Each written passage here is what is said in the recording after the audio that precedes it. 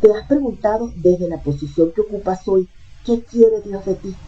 No todos sabemos cómo tener una comunicación directa con Dios y no sabremos encontrar esta respuesta tan fácilmente. Considerando que una vez bautizados somos llamados a ser como Cristo, sacerdote, profeta y rey, es decir, un líder, atendiendo ese llamado podemos descubrir nuestro camino. Escogí 4 líderes bíblicos representativos que tienen esas 4 características que todo líder bíblico tiene y que estoy segura van a ser de mucha utilidad para ti hoy, en tu hogar, en tu trabajo y en tu vida.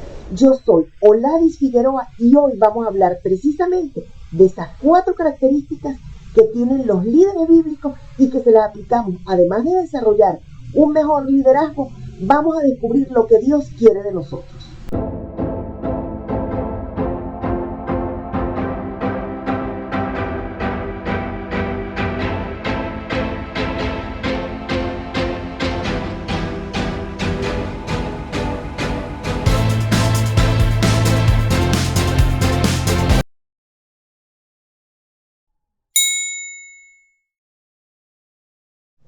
¿Conoces al rey David?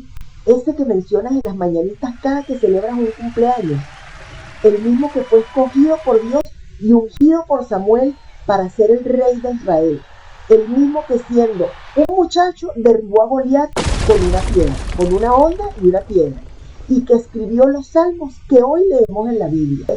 Unificó a todas las tribus de Israel, conquistó a Jerusalén y llevó allí el arca de la alianza. Lo que caracterizó al rey David fue su amor y su fidelidad a Dios. ¿Has oído hablar de Elías? Sí, el profeta más elevado y maravilloso del Antiguo Testamento, cuyas palabras quemaban como antorcha. Ese del que se profetizó en el libro de Malaquías, que vendría a preparar al pueblo para la llegada del Mesías y que confirmó el mismo Jesús diciendo que el espíritu de Elías estaba con Juan el Bautista. Esto está en Mateo capítulo 17 en los versículos del 10 al 13 y en Marcos en el capítulo 9 en los versículos del 11 al 13. En su época, Elías desafió al rey Acab y a su esposa Jezabel al acusarlos por haber hecho sacrificios a dioses paganos. Fue perseguido y a pesar de ello demolió a los paganos demostrando todo el poderío de Dios. Su misión se centró en redireccionar la devoción de la gente por dioses paganos hacia el único y verdadero Dios. ¿Te suena el nombre de Eliseo? Eliseo vino a ocupar el lugar del profeta Elías. Atendió el llamado que Dios le hizo, dio en sacrificio a sus bueyes y dejó atrás todo cuanto tenía, sus padres, sus seres queridos, sus posesiones, todo esto por seguir y atender al profeta de Dios, a Elías, para convertirse en su discípulo. Elías, por su parte, se encargó de prepararlo y por solicitud del mismo Eliseo, le dejó en herencia una doble porción del Espíritu Santo. Eliseo continuó con la misión de Elías y obró maravillosos milagros. ¿Recuerdas a José, el hijo de Jacob, el de la túnica de muchos colores, que tenía el don de interpretar los sueños?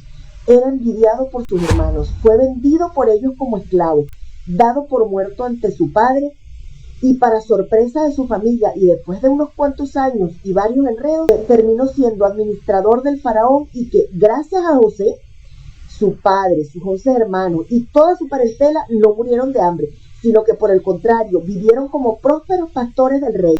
¿Qué caracterizó a José? Su amor, su fidelidad, su gran capacidad para perdonar a sus hermanos, su generosidad, su visión estratégica, y fue el primer economista reconocido en la historia de la civilización. Dominó el arte de gestionar la fatalidad, lo pudo ver, se anticipó, planificó, se organizó y se administró para vivir con tranquilidad en el tiempo de la mayor escasez. Te estoy nombrando 4 de los muchos líderes del Antiguo Testamento. ¿Y qué tenían esos 4 líderes en común? Estos líderes, en su época, persiguen la gloria de Dios, es decir, amaban a Dios y todo lo que hacían y vivían aportaba a la estrategia de Dios, lo que nosotros llamamos liderazgo estratégico. ¿Y qué se requiere para eso? Se requiere fidelidad y lealtad. ¿Cómo nosotros podemos aplicar esto hoy en día? No podemos perseguir algo que no conocemos. Tenemos que estudiar Biblia, tenemos que hacer eso con orientación. En aquella época, que no es diferente, a pesar de que han pasado muchísimos siglos, no es diferente a lo que está pasando ahorita. En aquella época, por la convivencia con otras culturas, conocieron otros dioses y fueron infieles a su Dios. Por eso es que en el Antiguo Testamento, cuando escuchamos las palabras infidelidad y prostitución, se refieren a eso. Y eso no está lejos de lo que estamos viviendo ahorita. Mucha gente que se dice católica hace yoga, practica reiki, de repente tiene una mascota que la quiere más que cualquier cosa en el mundo. Sin temor a equivocarme, puedo decir que son capaces de dar su vida por su mascota y no por otro ser humano, como lo hizo nuestro Señor Jesucristo. Además de la formación en el estudio de la Biblia, tenemos que prepararnos con los sacramentos. Debemos, en segundo lugar, asistir a la celebración de la Santa Misa, porque eso, además de la participación en el sacrificio, que la Santa Misa no es nada más ir a escuchar la palabra, es que ahí se produce el milagro de amor más grande, que es la Eucaristía. Entonces tenemos que ir a la Santa Misa a participar de ese banquete. Otra cosa que podemos hacer para perseguir la gloria de Dios, liderar a la familia para llevarles esas mismas herramientas y que ellos participen en comunidad, participen en la comunidad. Es llevar esto a nuestra familia, hacer que nuestros hijos asistan a la catequesis. Y no es nada más asistan a la catequesis para tomar la primera comunión, que estén bautizados, tomar la primera comunión y la confirmación y ahí se acaba. No, tenemos que hacer vida activa en los grupos de alabanza, los apostolados. Nuestros hijos tienen que participar porque tienen que tener esa misma formación. Tenemos que hacer eso con nuestros hijos, liderar ese proceso. La segunda característica es buscar agradarle a Dios, buscar conocerlo. ¿Cómo le agradamos a Dios? Cumpliendo los mandamientos, pero de corazón. Reconocer nuestra fragilidad humana y que a pesar de nuestra fragilidad humana, con el solo deseo de cumplir todo esto para agradarle y reconociendo nuestra fragilidad, que no es por nuestros méritos, sino por la gracia de Dios, pero que tenemos que hacer un esfuerzo también nosotros, creer en Dios y creerle a Dios, saber que en Cristo todo lo podemos para dar gloria a Dios. Esto trae equilibrio a nuestra vida personal y lo proyectamos en los demás. Tenemos que saber que nuestro prójimo es nuestro hermano en Cristo y que también es tan frágil como nosotros. Y esto nos tiene que hacer que nosotros podamos comprender y perdonar a nuestros hermanos, por más grande que sea la falta. Fíjense que tanto es así que el mayor ejemplo está en el rey David, que era el consentido de Dios por el amor que le tenía y la fidelidad que le tenía él a Dios, porque él a Dios siempre lo respetó, siempre le dio su lugar, siempre sentía ese amor, le gustaba alabar a Dios, le escribía poemas a Dios, estaba ese amor a Dios, pero también estaba su parte humana y cometió pecados graves, y no por ser un amado de Dios estaba exento de las consecuencias, vivió las consecuencias, sus hijos vivieron las consecuencias de sus pecados, pero aún así con sus grandes pecados, porque cometió grandes errores, y una vez que él cometía esos errores y se daba cuenta, había el arrepentimiento y la conversión. Leamos el Salmo 51. Pecador desde el seno de mi madre, lávame y quedaré limpio como la nieve. Él reconoce su fragilidad humana, pero también reconoce la misericordia de Dios. Ahora hay una tercera característica de las cuatro. La tercera característica es, por amor a Dios y a la estrategia de Dios, se desarrolla un liderazgo de servicio y de humildad. Se desarrolla un liderazgo de servicio y de humildad en el lugar donde se es ubicado. Es decir, se da formación, orientación, se denuncia, se advierte, se corrige, se persuade, se motiva, se consuela. Todo esto desde el amor. Se predica con el ejemplo. Esto es lo que hemos llamado liderazgo implicado. ¿Qué debemos hacer para aplicar esto? Estar al servicio. Escuchar, observar a cada uno de los integrantes del grupo mientras se desempeñan sus funciones y mientras interactúan. Por otro lado, detectar cuáles son las necesidades de cada uno de los integrantes para su crecimiento, para lograr los objetivos que se han planteado en la estrategia.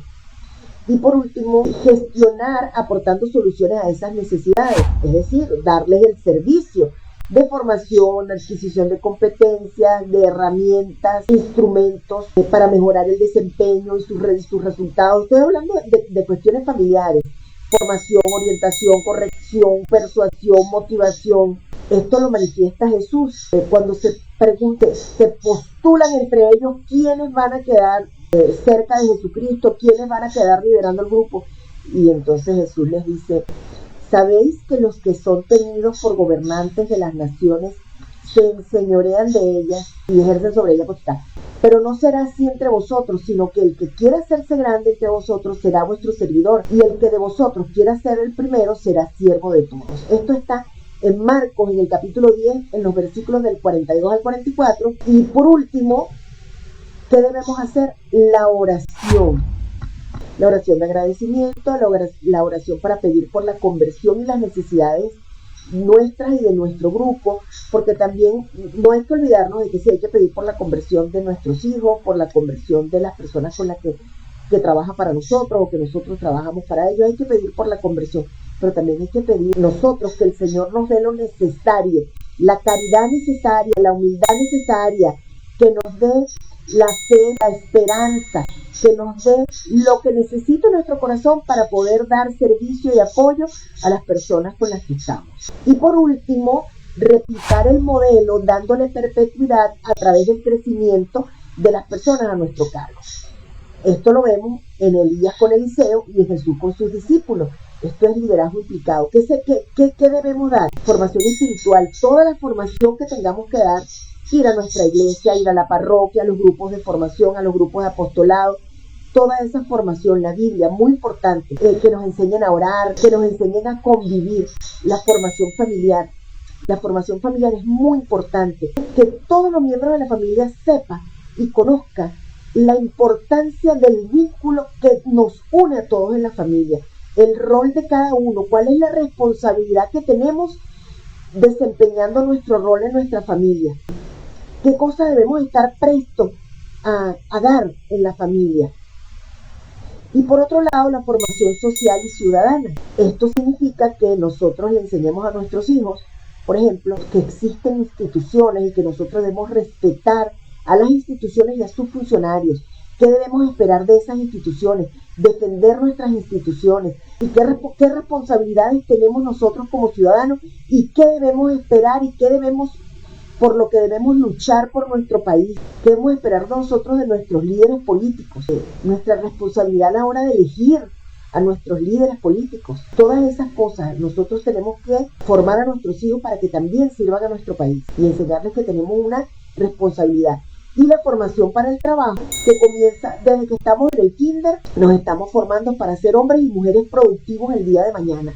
Y va a pasar cuando pasemos por la primaria, por la secundaria, por la prepa, por la universidad, y vamos a seguir trabajando y vamos a seguir preparándonos. Esa formación para el trabajo y la importancia de nosotros formar un patrimonio para poder sostener a nuestra familia y poder perpetuar todo este legado.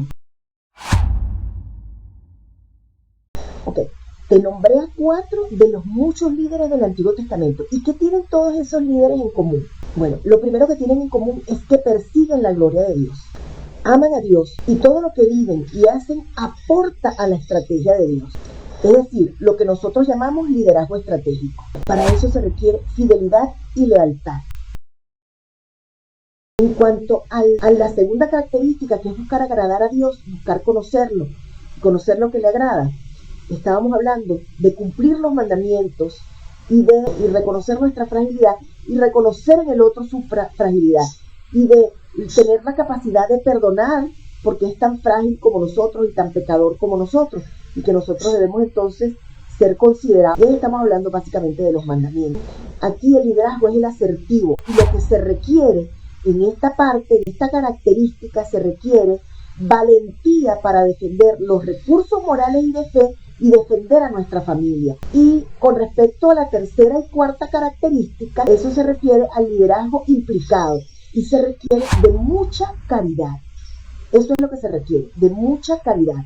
Entonces sabemos que si queremos ser líderes, tenemos que pedirle a Dios nos ayude a consolidar lealtad, fidelidad, valentía y caridad. Eso es lo que necesita un líder hoy en día para poder conocer qué quiere Dios de mí. Hemos llegado al final del video y espero que estas 4 características de estos líderes bíblicos los puedas aplicar en tu vida para mejorar el desempeño, en tu liderazgo familiar, en tu liderazgo en el trabajo, en tu empresa, y que puedas desempeñar un mejor rol.